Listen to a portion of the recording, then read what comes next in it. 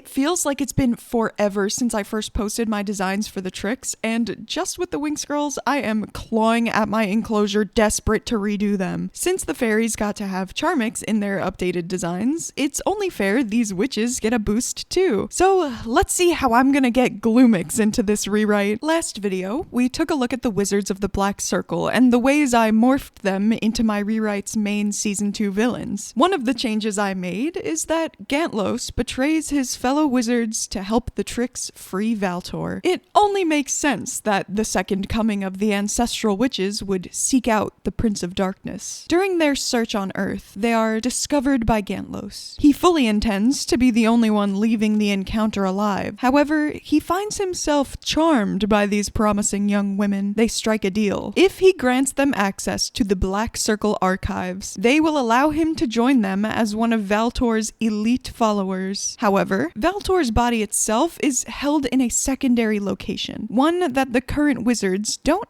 actually know after generations of neglecting their true duties. So, while they search for the living tomb of their new king, Gantlos offers them some ancient jewelry from Valtor's collection as a gift. And I'll tell you all right now, they free him. Icy, Darcy, and Stormy free Valtor as Gantlos watches in awe. And when Valtor awakens and takes a moment to assess the situation he's found himself in, he recognizes the jewelry he had made for his dear mothers to celebrate their victory now being used as accessories for some teenagers. He isn't as mad as you may think, however, as the pieces were designed to attune to his mothers alone, so there must be something very special about the young women standing before him. After they explain how this moment came to be, Valtor commends the TRIX on their bravery and dedication. Then he inquires as to Gantlos' role in the whole thing. As the wizard attempts to introduce himself, Valtor interrupts, demanding the witches vouch for his value.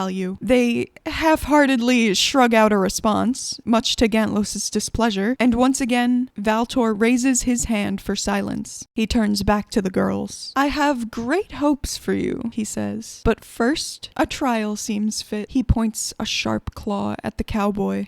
"Kill him."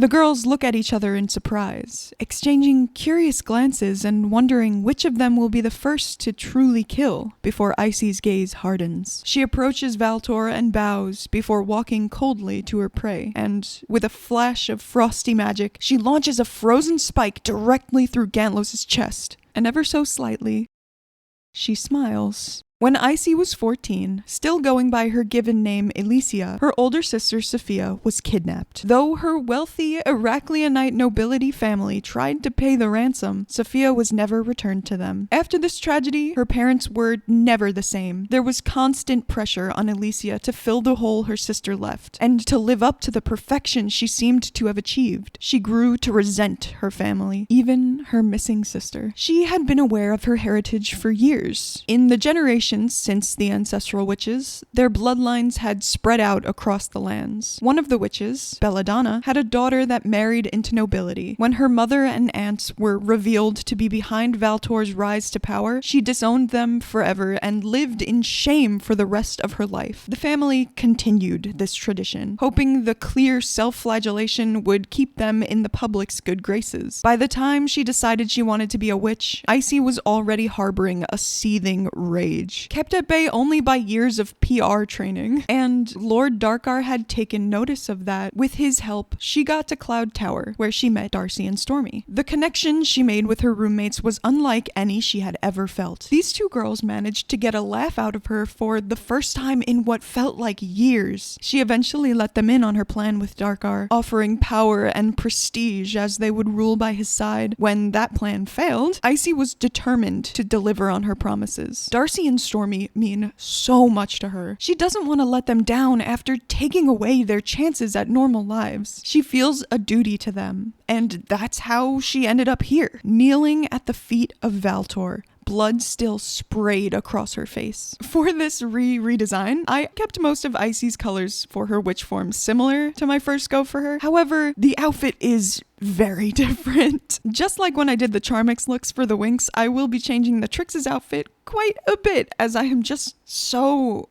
underwhelmed with the first ones I did for them. They deserve to slay, damn it. I wanted to give Icy a look that felt both witchy and businesswoman-y. So I went with a vest and trousers and added details like the laces and buttons to make them feel a bit more whimsical, magical. The flare of her pants brings back some of the movement of her cape/jacket that she had. I brought back in the laces on her sandals, which are open-toed because I thought it would be funny for the girl immune to cold to have the most frigid toes in all the land. Her hair is still up, but it's a lot messier than it was in her previous witch form. Her curtain bangs are no longer the sleek, refined shape of Azula's, but rather spilling forth from her ponytail like she just couldn't be bothered. Her hair wrap around her ponytail is also gone, another way of showing that she isn't holding it together quite like she was before. As for her actual Gloomix jewelry, it is a handcrafted golden brooch twisting elegantly across her bodice, with chains hanging down and draping across her midsection, and embellished with polished opal. The chains weave through her vest and around her body, showing her dedication and internalization of her mission. The branches of metal sweep across her heart like the fractals of ice on frosty glass. I wanted the placement of the Gloomix pieces for each of the girls to be very intentional and symbolic, and for Icy, it's meant to show her heartlessness. After everything she's gone through and everything she's done, there is evil flowing through her veins. No turning back. When Darcy met Icy and Stormy, she didn't even know that she was a descendant of one of the founders of witchcraft. The name Lilith meant nothing to her before she met her new sisters. Growing up, her family moved around a lot for work until her parents eventually found success running a few small shops in Melody City. Though, even with the newfound stability and luxury this good fortune brought, Darcy felt a distinct disconnect from her parents. They seemed to just live in different worlds somehow. She didn't mind too much, just kept living her life and waiting to become the star she knew she was meant to be. Darcy's the only member of the TRIX to have had a romantic relationship before. Icy has always been too secluded and burdened by drama to get close enough to someone to have feelings, and now she's devoted herself to the pursuit of power and simply can't be bothered to even think about dating. Stormy's aero ace, so, you know. But Darcy particularly enjoys the idea of love. Once she had true feelings for Musa. She was in her room kicking her feet and giggling just thinking about her. Then, when they went their separate ways, she was haunted by those feelings and ended up rebounding to Riven, whom she genuinely liked as well. Who knows where those relationships could have gone if Darcy hadn't been so constrained by her desire to make a name for herself? Was her heart broken by fate, or did she truly choose to leave them behind? At Cloud Tower, Darcy found herself the object of many a witch's affection and was approached frequently by suitors. She can work people to do whatever she wants, but true connection is something she seems to be lacking. Stormy and Icy are incredibly dear to Darcy. They care about the real her, the one with flaws and ugly emotions that she represses as much as she can. They know she's just as capable a witch as they are, despite her being the only one of them who didn't grow up knowing about who she descended from and being much newer to magic in general. After everything that she's followed Icy through, when Darcy sees her launch her ice through Gantlos' chest, she felt a rush of excitement. It was a reminder that she'd aligned herself with such a powerful force of nature, that she'd made the right choice in following this disgraced noble to the end of the world, to a new world entirely. A smile crept onto her face as a renewed sense of loyalty and respect washed over her, and she joined Icy in kneeling before the man they'd left everything behind to have the privilege of serving. Darcy is so much fun. I really like where I went with her Gloomix design. I think the most major difference between this and my first try for her is the hair. I changed the colors a lot, making her natural color a lot darker with cooler undertones, and the bleached sections in the front are finally toned. I think the new styling helps it feel even more distinct from Flora's hair, which is good too. They get compared a lot because of the front blonde pieces. I also changed the, texture of her hair a little bit. As much as I really like the big fluffy waves I gave her back then, they aren't especially good for making a distinct silhouette. So for this go, she still has big flowy hair, but the shape isn't just a big blob.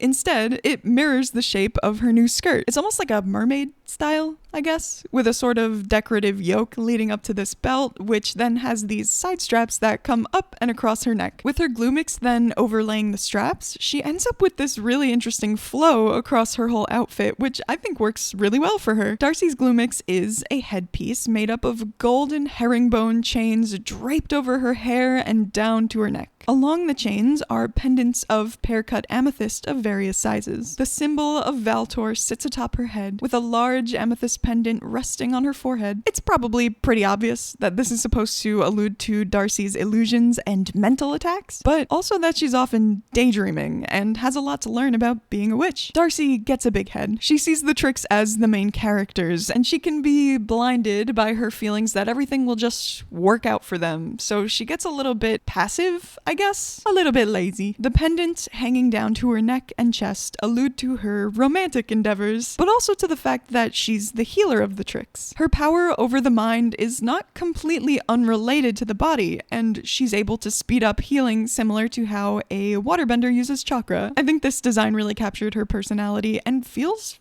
very witchy. For Darcy, being a witch is still novel and exciting, and she leans into it a lot. So I like that her form feels classically witchy with the long skirt and the pointed heels.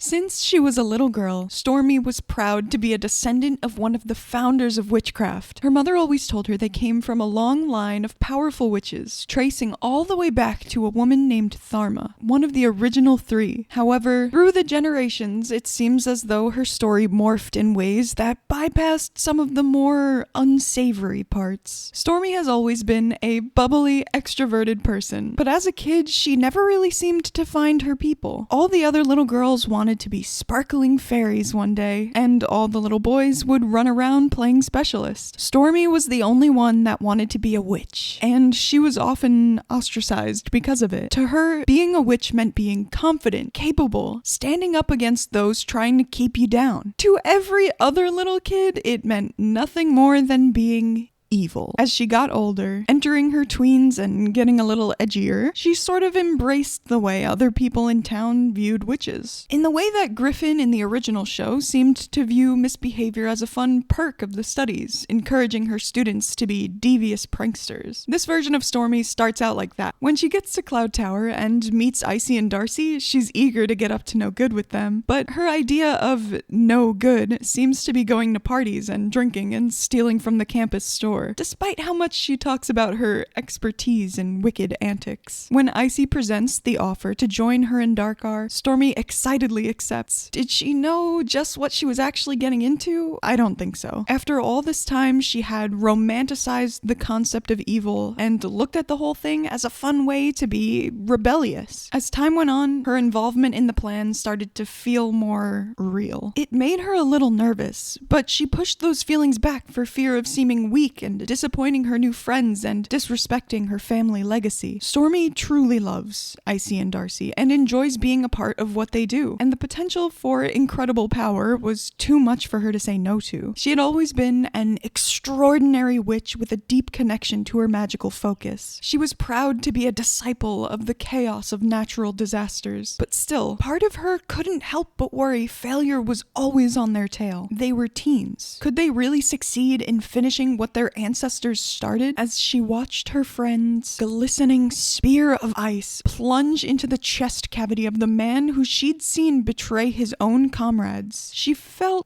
relieved. Even with how powerful her magic was, Stormy lacked experience in many of the things that they would need to carry out this plan. She realized that she had always been the most innocent of her sisters here. When Valtor gave his command, she wasn't sure she'd be able to do something like that. But seeing Icy, the girl she'd had to drag out of their dorm just to socialize only a year ago, fearlessly eliminate her target and pass the test, she knew she could do it too. Looking down at her hands, her fingertips sparked as she wondered how it had felt. Then she let out an excited giggle and joined Icy and Darcy in kneeling before their new commander. I think Stormy is my least favorite of my original TRIX redesigns. I mentioned it in the video where I made them fairies, and I was happy with how she ended up for that one, but it feels even better now to have redesigned her as a witch. Part of the reason I think I struggle with her designs is because of how simple they feel in the original show. Her design is just missing part of the appeal that that Icy and Darcy's has. I'm not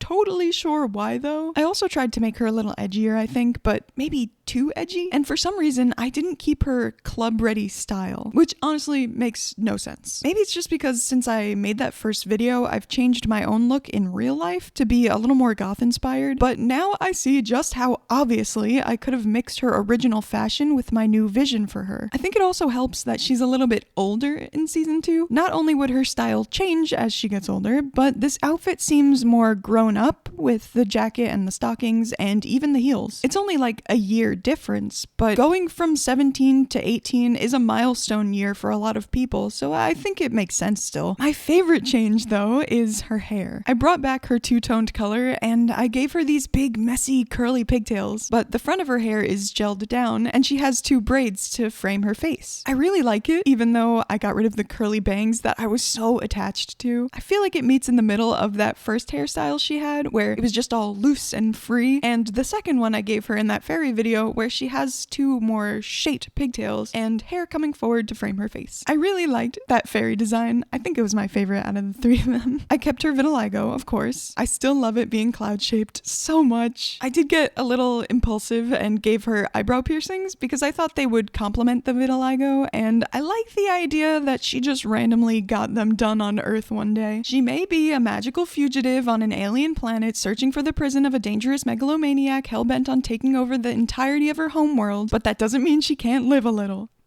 Stormy's Gloomix is a golden belt with either side having a cloud-inspired design and meeting in the middle at the symbol of Valtor, which I guess is sort of becoming like a coven symbol for the TRIX too. Draping down from that belt across her body are 2 chains adorned with rhombus-cut ruby pendants. I wanted to give her jewelry that symbolized her power, instinct, and energy, and I thought this was a good placement for that, right on the stomach. Her outfit has a lot of little details as I was trying to add visual interest while keeping the whole thing feeling playfully simple.